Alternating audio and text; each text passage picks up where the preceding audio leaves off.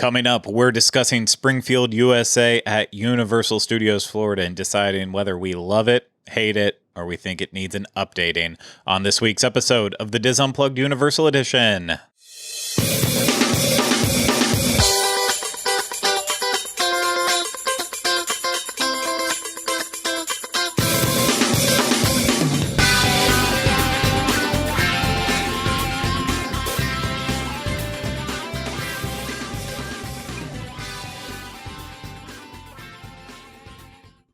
Hello, everyone. Welcome to this week's episode of the DIS Unplugged Universal Edition. I'm your host, Craig Williams, and today I'm joined alongside by my co-host, Ryno. Hello. Hello. We are going to have a very fun episode for you. We are talking all about Springfield, USA.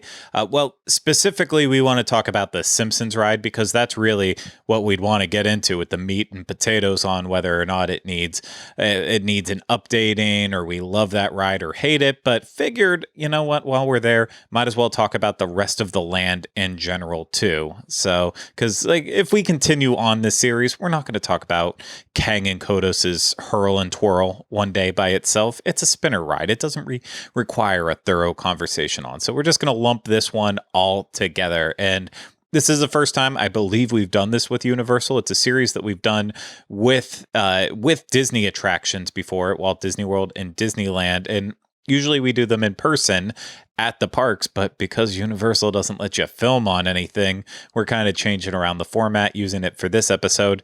Doesn't mean that we're replacing the Universal Hall of Fame if we ever decide to do one of those episodes again in the future.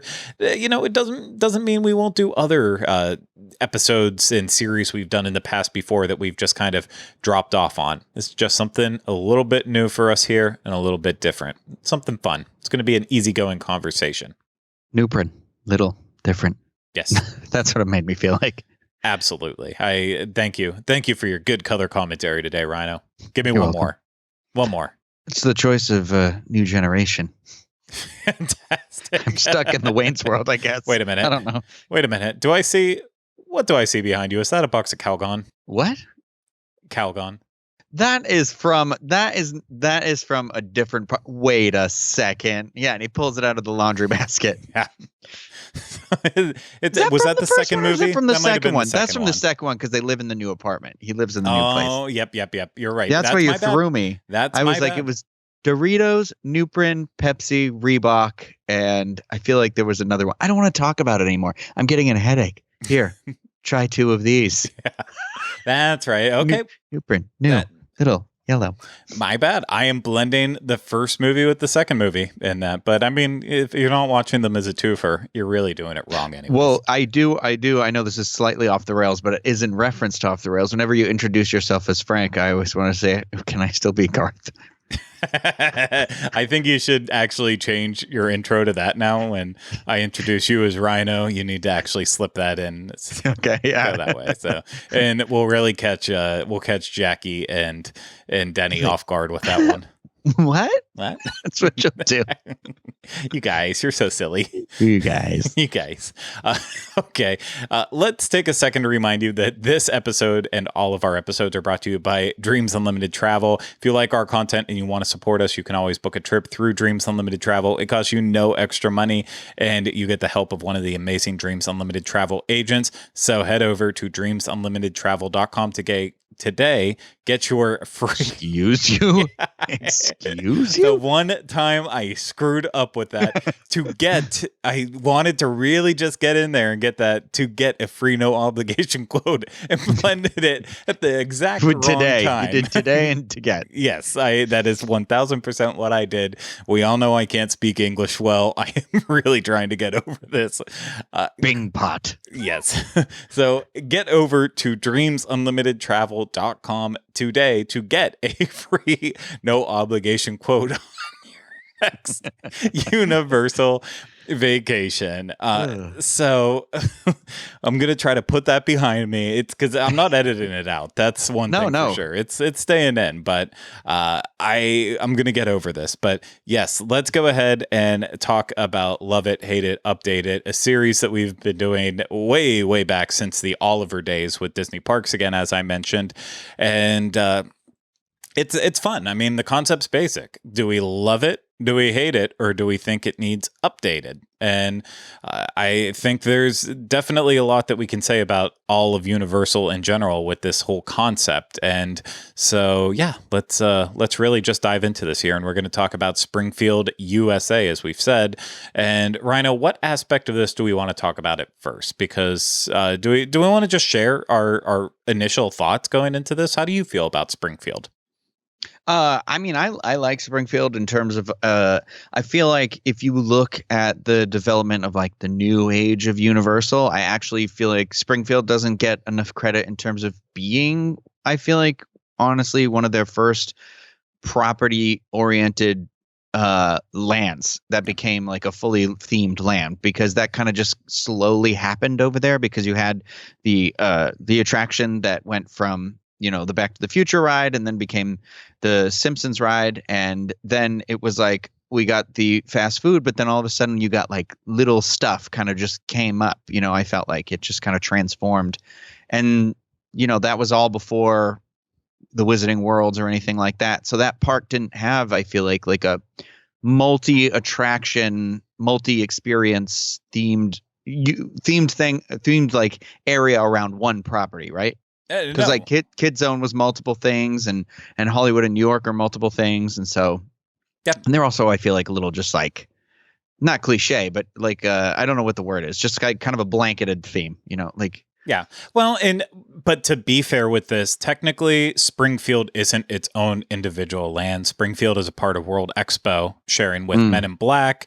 But you know, it basically is its own land. Especially like it's World Expo. It doesn't. I understood why Back to the Future had a place in a World Expo style setting because it fit, but Krusty Land in World Expo, that never really sat as well. So then when you can kind of make it Springfield, USA, and then the Krusty Land section all together, I just feel like that it became a land, even if it's not an official designation. But, you know, then some people will say it's an official land. So it's messy in terms of it. But you are right. It's, you know, the Wizarding World of Harry Potter Diagon Alley did not come together when Fast Food Boulevard popped up and really made this a full land with Duff Brewery and the donut shop and the Bumblebee Man's taco truck, that every now and then I just forget that our friend Sam was the one who designed that truck. And it just looks like, oh, what? You didn't know that? I don't think I actually knew that. Yeah. He designed the taco truck. Yeah. Oh, that's crazy. Yeah. So that's insane. Oh, good. Well, good work, Sam. Yeah, no, it's so cool. And I think with that addition, really, and Kang and Kodis's Twirl and Hurl, Craig, it became. I just have to acknowledge this universe too, is that literally when you said the name Sam, I got a notification on my phone that says Sam is on their way with my Uber Eats order. So he heard us. Our friend Sam grabbed me a meal on the way. It just came all the way from California to be able to do that. Just to do it. It's perfect. They don't have the truck in California, right? Though they have the fast food stuff. They have the attraction, but I don't think. Then they have Duff Gardens instead of the brewery. But I could be wrong, because they have a pizza area that we don't. If it was in there, it would be in Duff Gardens and parked in there. But I've only experienced. Also, technically, we have that pizza place. I think it's just quick service. Yeah, thing, we have it right? as Luigi's inside there. I'll be honest. In terms of Hollywood, I've only since they did the addition of Springfield in Hollywood. I think I've only been to the park twice, and once was for Halloween Horror Nights. And so I don't really have a strong memory of that section. So I would have to trust you on any of that. You've been there more than I have in recent years. Sorry, I didn't mean to digress, but it's one of those areas where I feel like we should acknowledge it's at both parks, anyways. But yeah, I completely agree with you. So it is in both of those parks. So that shows how meaningful The Simpsons was to them pre-Disney buying it, and I think it's still important. And so whatever we say with this, you know, I think ultimately I would be okay with sprucing up these areas and making them look a little bit nicer, but I don't want to lose The Simpsons. I don't want Disney to take back over control and say, yeah, we want to, because I'll be honest, while Simpsons doesn't really feel like it fits the Disney brand, I think they are embracing it as far as Disney Plus goes and creating shorts on it. So it feels like, if Universal, I don't know what the control rights are with theme park rights and such, just like the messiness of Marvel and Disney. But I think Disney would take advantage of The Simpsons if they had the opportunity to. And I really love what Springfield has. So I don't know if I would want Disney to try to take a stab at it. Yeah, I agree with you. I think because watching the refreshing our memory and watching the ride through again, I was just thinking to myself, I was like, "There's some stuff in here. I think Disney would tone down some of that stuff that I think is. I don't want. I'll say edginess, but it's like I don't know. I mean, Minnie Mouse kicks Pluto in the head on that ride, and people never gave me grief about it for forever. Yeah. And I think to myself, like, there are stuffs like with Itchy and Scratchy, and I think like I don't know that Disney would embrace that stuff quite as much, but I don't know that they wouldn't, or if it's that the crowd that goes there would be more vocally upset about some of the stuff. I don't know. Yeah, I mean, the tough issue with Simpsons Ride in particular is that I feel like the Simpsons heyday was really up until about the 10th season, give or take. So we're talking like just before 2000-ish, right around in that area. And I still actually really enjoy The Simpsons through about the 16th or 17th season. And that's basically this time period of when the attraction debuted was post-movie, right? Ooh, when was the movie? Was the movie 2008 or 2007? It was before I moved here, so it would have had to have been at least 2007. Because I remember. I like the movie a lot, so I'm like I always, the movie is one of those things where I always put it on, and I'm like, this is actually like a really solid, funny episode of the show, and I think it's really good. Yeah. Do you know my favorite? Well, I have two favorite parts of the Simpsons movie. As I look up the year that the movie was released and such, guess what? I know one of your favorite parts is. I'm assuming Tom Hanks. Of course. Yeah. How long did I look for a perfect box of that action figure before finally? Did you end up getting it? Yeah. Oh, I did. I had to order it off of eBay because I finally I looked. It was actually cheaper than buying it at Universal, even with the discount I had at the time. Yeah, but then B, I saw the images of it. I saw that the box wasn't bent at all, and I was like, "This is it. This is the one. Look no further." But what do you think is my second favorite part? I don't know. The appearance of Green Day? No. I was elected to lead, not to read. No. You like the guy though. Don't you like the guy? Don't you like the who's the voice of the bad guy in that movie? What the heck? It's Albert Brooks. The same one from the monorail episode, right? No, Albert Brooks isn't doing it. It's Phil. Phil Hartman. Thank you. Phil Hartman. Yeah. Normally Lionel Hutz, the lawyer and such, but no. So the movie came out in 2007 and the ride came out in 2008. So technically the ride would have been created the movie would have been in production too at the same time. So I mean, it's right probably in the same budget, period. Honestly. Yeah. It was they were probably animating it all at the same time. I would say you're absolutely right with that. And so my official answer, my second favorite part of the movie, it's one throwaway line when Homer finally, regains his strength and is ready to leave Alaska. As he's trailing off, like the lady helped set him on his path. The lady who, he refers to as Boob Lady. Thank you, Boob Lady. Just makes me laugh every single time. And I think I'm going to watch this tonight now. Yeah, actually, I'm not going to lie to you. You know what? Watch. I probably got the line wrong too, and I've just had it in my head that that's what he says this entire time, and I've always been wrong about it. But I do like that movie a lot. It was a good theater going experience. Not to get off track with this, but I hope Bob's Burgers holds up the same way that I'm Simpsons feeling movie that did. same way. Yeah, 100%. That I'm just like hoping it has that same like oh, this is a solid episode of the show. But yeah. I agree. So we're getting pretty deep into this. So let's actually start getting into the rides with it too, because your food's coming on the way here. But so Simpsons Ride, of course, this is in the Krusty Land amusement park area. And as you're going through the queue, you're watching clips of the actual Simpsons TV show that is, takes place in like theme park settings and stuff, because there's actually a lot through the Simpsons history. So it's a fun queue to actually wait in. It's not the greatest one, being like, some sections of being shaded, but then the long walkways going upstairs. It's not the greatest, but it is fun watching those clips. And what I love, as you've already alluded to, in the ride, there's some pretty testy moments, but I think the pre-show that you get to watch is where it really hits. Like we're going on this ride along with the Simpsons. They're getting to be the first to experience this new attraction at Krusty Land, and Krusty invites them in, saying, this is where we make all the wonder and imagination that fuels our park. Hurry, put on these lead vests right away. So it's like that quick Simpsons humor, because he's like leading them into this section where there's a nuclear reactor. And, if anyone goes in there, they could grow up to 50 feet tall, 3 arms and things like that. So setting up a big plot of the story, and they get taken to the boarding station. Grandpa gets shut out because no one with heart conditions can ride. And he does the classic grab. Yeah, he's like heart attack, like 2 other aneurysm, stroke. Yeah, massive aneurysm. I'll just wait out here. Yeah, I'll wait out there. And you can wait with Maggie. Okay, do you remember the time? You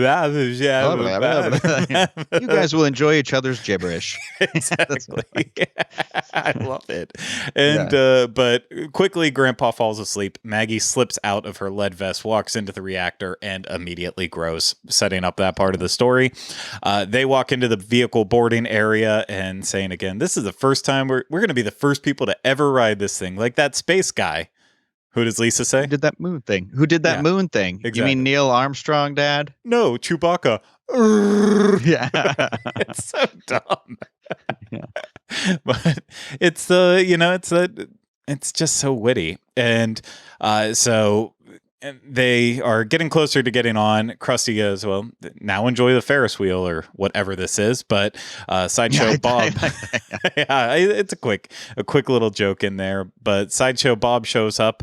Krusty asks what he wants, but he gets knocked out and then says, my favorite line of the attraction. And now for a dish best served cold. Ice cream? No, revenge. Yeah, I love the quick snap of it too. Yeah. Where it's just like ice cream. Like, I think of all like the theme park quotes, I probably use this one more than like any other one. I just, for some reason, it's not that revenge comes up very often, but I'll just say to myself, and now for a dish best served cold, ice cream.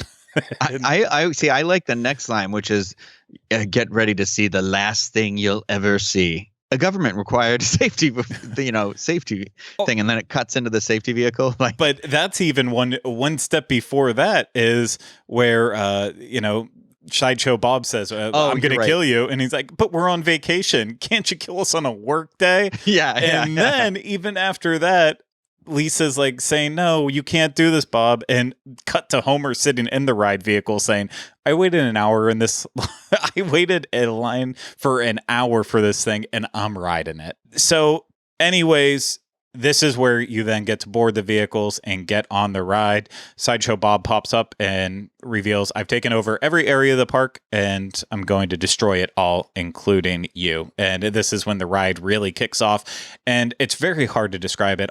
We don't have video of it because it clearly states in the queue that you're not allowed to take motion picture, or you're not allowed to take still or motion photography during the attraction. So that's why we've just been doing this dramatic play for you. You're very welcome. Of course, we just watched other people's YouTube videos to put this all together. So hey, to everyone out there on YouTube, thank you as well too for breaking those rules. And it kicks off on the ride. It starts in the roller coaster portion, but Sideshow Bob is swinging that wrecking ball ball and kind of screws everything up. Homer is having to run away from it as he's already flung out of the vehicle. And there's just, as it all happens, there's so many fun lines that just pop up. Like, I love they won't kill you in an amusement park as long as you still have a dime in your pocket. I love that line. Yeah, it's a very good one. And from the roller coaster portion, we get thrown. I keep saying they, but we also get thrown in with it into the kiddie ride with the tiny elves characters, and they're floating on the buckets. And I love that the line there is a fate worse than death, a kiddie ride. Which it's a nice little fun stab. And from there, you get thrown into a ride that's it's like a dinosaur style Pirates of the Caribbean-ish, like floating ride. I never understood that. Yeah, neither did I really with it, but that's where they're going through. And another line I loved in there is Homer and Marge are talking. It's like, well, Bob's trying to kill the kids, and Homer's response is, just keeps getting better and better. It's another funny moment, but then they end up into, Homer tries to steal the temptation of the beer from the dinosaur holding the beer, which is ridiculous, and that flings them into the marina, not the marina, but the stadium that is very similar to something you'd see at like a SeaWorld park, and that includes Lisa riding in to save the entire day with the line that she does, "Onward, convenient whale," which, like, I can't say it enough. It is just line after line after line of witty dialogue. Yeah, gems all the way through, and I love it too because while you're on it, not just the lines, you're just like, "Oh, here I am. Oh, here's this thing. Oh, here's this ride." It's like all fun. Insider theme park, like if you've ever been to any of these theme parks, you're like, oh, that's so funny. Yeah, so it's like visual gags too, Exactly. Yeah, it's double-sided in that way. Things are of course still looking bad. Maggie eventually, like, they're at a point where there's a height and a drop. I forget what the setup was with it, but the giant Maggie picks up Sideshow Bob and hits him into the car, and that starts dropping us down the shaft. But Frink comes and saves the day and then flies us around Springfield. And as we're flying around Springfield, we're seeing a giant Maggie like terrorizing the entire town. And there's lots of little fun moments that you can kind of spot in here as you're flying around really fast. This is my least favorite part of the ride. It doesn't make me as sick as other people do. It does for other people, but then she grabs the car and puts it in her mouth like a pacifier, and the smell of it's like baby powder smell with the motion of going in and out. Even that one kind of gets to me. It does not do well. For me, it's the moment when the thing is spinning and you're like diving through when you're in that like SeaWorld area, and it, like, Homer said something about you do the barrel roll thing. Yep, I know the barrel roll too. Yeah, that kind of bothers me a little bit too, but not for some reason that in and out motion doesn't really sit with me as well. But we get out of the mouth and go crashing through the Simpsons garage, just like the intro to the show, but it's actually not their garage in their house. The Simpsons are stuck in their couch on a death drop ride that Kang and Kodos are operating, apparently, because, as they say, all rides must end in the gift shop, and they start the drop. And this is where Ryno's favorite line from the ride pops up. What's that line, Ryno? Yeah, it's the drop, and Homer says, "My bosoms are slapping my face." It's just like he has that perfect inflection of that classic Homer Simpson yell, and it's just so funny. Oh, it's hilarious. And then right after that, of course, they have to make the mention of Marge saying, "Oh, I think this is where they take the picture," and then it snaps, and like it's two lines right back to back. They get to the bottom, and Sideshow Bob is there waiting with his like mechanical buzzsaw, saying, 5 seconds left to kill somebody." But then the couch lands on him along with the Simpsons, and then Maggie knocks over the Krusty Land arch, and the attraction is over. And a lot of people are usually violently ill at this point, because this attraction, as we've described, I think the humor and wittiness of this attraction is almost second to none at Universal. It is arguably the funniest attraction that they have. But unfortunately, the ride mechanism for it, which we didn't really describe, it is your IMAX size screen. It's a dome screen that then your vehicles lift up into the theater. So it's kind of like a Star Tours or Soarin', but in a giant open theater. And it just, for some reason, this ride makes everyone so sick. If you're even slightly nauseous when it comes to motion simulator attractions. And like I said, it gets me in a couple parts, but not super bad. But a lot of people I know that are very sensitive to it are like, no, this is the worst thing ever. I cannot do it without Dramamine. There's no question. Yeah. And, but so that's where it makes it hard for this, for a love it, hate it, update it kind of style. I love this attraction, but at the same time, I hate it. But at the same time, I don't know how to update it to make it better. Okay, I do. I wouldn't want to see it go because of what you said. Like, it is so funny and it's so clever, and I love all those like theme park jokes and everything like that. And I think it is actually really well thought out. I think the mistake is, so I would like to see an update. I think it should have been in the animation style of the show, because I don't know if we've said that, but like when you are in the queue and you get up to the area where they're grouping you, there are like fake facades of little like the ones that are little out front. I don't know moments. Yeah. It looks like No, but I'm saying like how the character is standing at. There's a character, an animated Simpsons character that's like at their booth. Yep. And you see an animated scene playing out at their different booths. Yeah, and we're like there with them. So it's like they're with us. And so it never made sense to me. And then we see the Krusty video. Why they're animated 3D when you're on the ride, like as if they're supposed to be real to us when they've been animated the whole time. And I really wish it had just been in that classic animation style of the show, or they had done it in a little bit of a higher quality, which I guess they're at right now on the show, but like how the movie was sort of animated at that time, because that 3D animation, that's the problem with me, is I think that like my brain knows it's fake. When it was Back to the Future, it was like everything looked real. But when it's that animated thing, it's not completely fake, but it tries to be real enough that it all looks like that episode where Homer does become 3D. Yeah. But I wish it had just been. So if they update it, I think it either needs to do the Spider-Man route, where like his animation really got sharper and much better, like high quality 4K for sure. Not yeah, what it is or now. It needs to go into the 2D. Back, I think, into a 2D mode of what it is right now, and I can't see them doing that. But because I like the other part is I don't know if that would help with the motion sickness, or not. Probably not, but I think it does have there's like a disconnect with my brain that happens in there for sure. Yeah.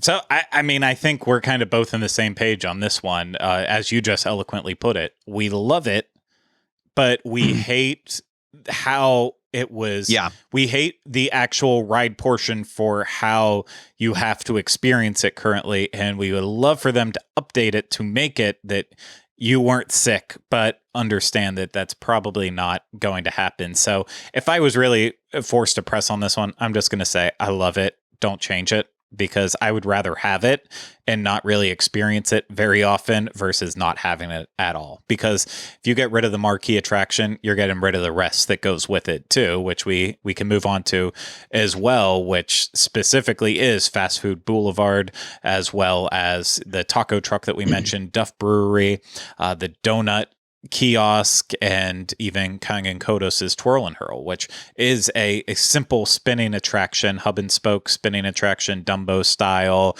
Magic Carpets of Aladdin style, the ones that we all love. Very simple, but it is so funny too, because they have the jokes in the queue about Kangen Kodos, and it works. It's a simple spinner ride with just humor inserted into it. Yeah, I love that it doesn't take itself too seriously. Like the whole thing is like, how we tricked you, and like, I don't know. There's something really charming about that, and the whole area I really do like, Yeah. So it's like, I just kind of wish, like you mentioned, Fast Food Boulevard, like, it is one of my go-to places. I feel like solid bet for food. I wish they'd refresh the menu just a little bit though. Like give us some like featured items, at Krusty Burger or Well, they have the something Krusty like Burger. that. You know what? They do have the Krusty Burger. No. That's I a new meant Krusty at Burger. Krusty Burger. Give us like a specialty item there, Okay. like a featured. Yeah, no, you can get the Krusty Burger. You can get a squishy, in a couple places and stuff. And I love that they do that. But I'm like, one of my favorite things they do is with the Duff beer. They have like a Duff beer. There's Duff Light, and then there's a third one. Did I make that up? A Duff Dry. Yes. And then at like the fall October. area, they'll do the Dufftoberfest, which is great. I wish they would do like another Duff beer every now and then, and I think that would be a lot of fun just to keep it a little more fresh. I agree with you there too. Duff Brewery is like, I mean, it's in that park. It might be my favorite place to just relax in that park. I mean, if you've watched our dining reviews that we really do, anywhere, unless we're inside a restaurant, if we get snacks from any location, there's a good chance that we're taking it to Springfield, and we always sit in the patio area just around Duff Brewery. So I love that section. I love the statue of Jedediah Springfield. Did I just say Jebediah? I don't know why I had Jebediah in my brain. Jebediah Springfield. And, the noble spirit embiggens. I can't even remember the quote. I'm really failing myself as a Simpsons fan here. But the theming is just on point. But the Duff Brewery, the Duff beer that you can get outside and then inside Moe's is just, it always hits a spot. It's not the most interesting beer. It's pretty straightforward. The Duff, as we've said before on the show, kind of resembles like an amber ale or a lager, and Duff Light is very similar to your Bud Light Pilsner style beer. So it's nothing too fancy, but it still feels on theme and on point. It's good. And Yeah, and I also agree with you too, Ryno. I wish the menus for themselves, for the most part, would stay the normal menu that they are, but have one rotating menu item that changes. Because if you come to the Krusty Burger, you need a Krusty Burger. If you come to Cletus's Chicken Shack, you need the chicken waffle sandwich. And you need basic stuff like chicken tenders there. But you know what? You have those two items. Now throw in something different. And I think they kind of missed that opportunity, but it's something they can explore. They just have to do it. Yeah, no, it's the same. And that you can get the oh my gosh, I forgot what it's called, but the Flaming Moe, you can get that there and stuff like that. And I think that's fun, but I'd like to see a different version of the Flaming Moe, like a special, like just something maybe in a different flavor, or just whatever, just keep going, keep it in theme, like maybe there's a new version of the Krusty Burger too, or something. Yeah.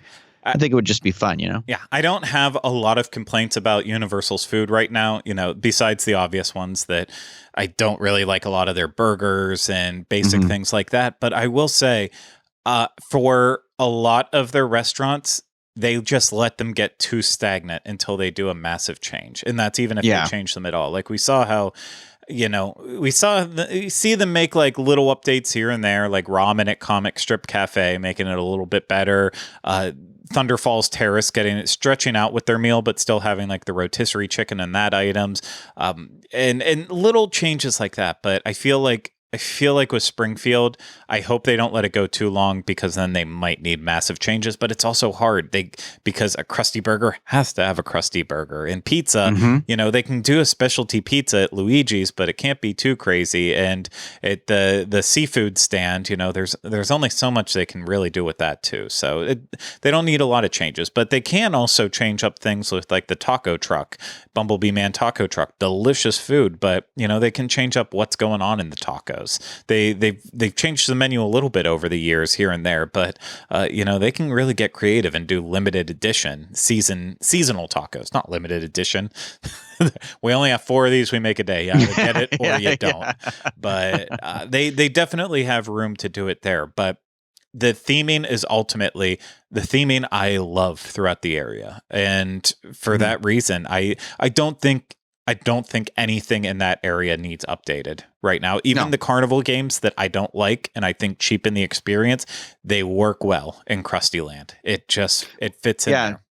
They like wrote it in a clever way where it works. And I appreciate that, like the the things you're winning are still within like I think one of the prizes is the elf, and there's like, these big giant plushes. I'm not gonna lie, if I wasn't somebody who just like to throw money away on carnival games, I would try. You all know I'm a sucker for the plushes, and I'm like, there's some good ones in there where I'm like, these are fun, and I see people walking around the park with them later, and I'm like, oh, that's good. And the Quickie Mart, I think, has some pretty solid Simpsons merchandise. One that I very much always appreciate is the Bort keychain. Yep, you have to have Bort, and that's an inside joke from one of the episodes where Bart wants his name on the keychain and can't.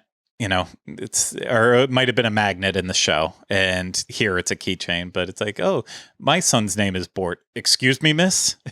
I'm also named Bort. It's so dumb, but they have that in there. I loved that.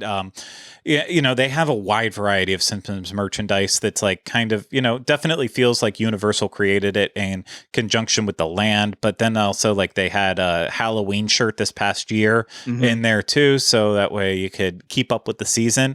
I love all the Springfield and Simpsons merchandise that they have, even if it's licensed stuff you can find in other stores. It still all works because it all feels like it definitely belongs in this land. I would love a Treehouse of Horror overlay to the ride. I know.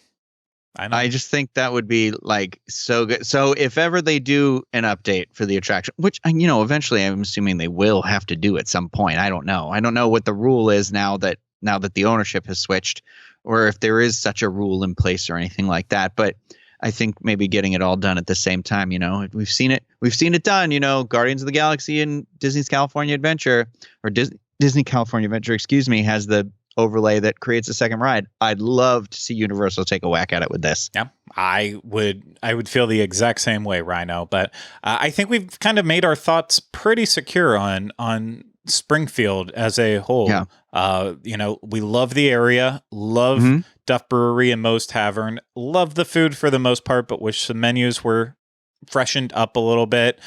Love the theming, love the concept and the execution of the Simpsons ride in terms of jokes and storytelling, but just don't love the ride vehicle in the way it's actually presented, but would also be fine with an update. And I think that's it too. And of course, love Kang and Kodas' Twirl and Hurl. It's simple, but it's necessary. You need rides like that in any theme park that just fill in and have something for people who aren't necessarily thrill seekers. So did I miss anything? No, I mean, we got the games, the attraction, the everything you said. I think it's fun how they have the outdoor. They still have like the turkey legs and the big hot dogs, and I feel like everything all fits so good in there. So it does have a really good vibe. It does, and I like that we actually agree on this one, so it makes it easier for us. But I'm sure there will come a day when we will completely disagree, and that will be a fun one. I like those little battles. But if we have nothing else to say, I think we're going to wrap this one up. What do you say? Do you want to eat your dinner, Ryno? Well, my bosoms are slapping me right now. Okay, that means it's dinner time. So we're going to go ahead and wrap up this episode of the DIS Unplugged Universal Edition. Ryno, thanks so much for having this conversation with me. Oh, thank you. And thank you, everyone out there, for listening and watching. I hope you enjoyed it and helped you, feel some things about Springfield and the Simpsons ride that you haven't felt in a while. And yeah, so I really hope we helped in some way. And if you did enjoy it and you want to support us more, you can always book a trip through Dreams Unlimited Travel. Don't forget that. Get your free no obligation quote today at dreamsunlimitedtravel.com. If you're watching this on YouTube, hit the thumbs up, subscribe to the channel, and make sure you leave comments, questions, and video suggestions in the comment section below. And of course, if you listen to the DIS Unplugged Universal Edition, make sure you subscribe wherever you listen to podcasts. And if it's through Apple Podcasts or Spotify, leave a rating and review. That would help us out a lot. But that's going to do it for this week's episode of the DIS Unplugged Universal Edition. Thank you again to Ryno and everyone out there who took the time to listen and watch it. We seriously could not be here without your support and the fact that you are booking trips to go to Universal Orlando through Dreams Unlimited Travel. So thank you very much. But that's going to do it for us this week. We will see you again next week with our next episode of the DIS Unplugged Universal Edition. Take care, everyone. And remember, we still haven't changed the name.